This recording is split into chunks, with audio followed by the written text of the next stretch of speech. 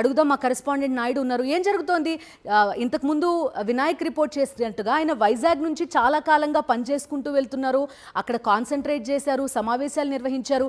వెరాజ్ కరెక్ట్గా ఎన్నికల ముందు ఆయనకు మొండి చేయి చూపించిన పరిస్థితి. ఏం జరుగుతోంది నాయుడు అక్కడ?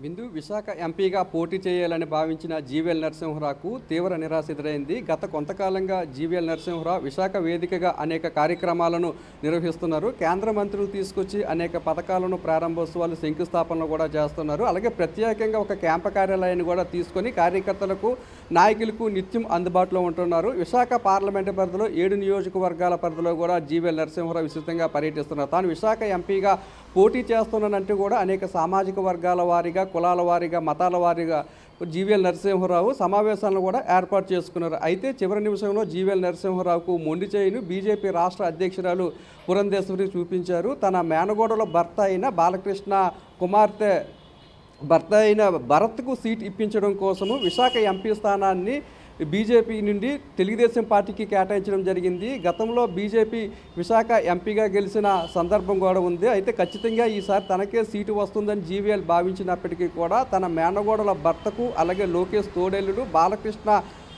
బాలకృష్ణ అల్లుడైన భరత్కు సీటు విశాఖ ఎంపీగా సీట్ ఇప్పించడం కోసం ఎక్కడా కూడా విశాఖ ఎంపీ స్థానాన్ని బీజేపీకి ఇవ్వాలని పురంధేశ్వరి ఒత్తిడి తేలేదు. బంధుత్వాన్ని దృష్టిలో పెట్టుకొని జీవీఎల్ నరసింహరావుకు తీవ్రమైన అన్యాయం చేశారు. తన సామాజిక వర్గానికి, అలాగే తన మేనగోళ్ళ భర్త అయిన భరత్కి సీట్ ఇవ్వడం కోసమే ఈ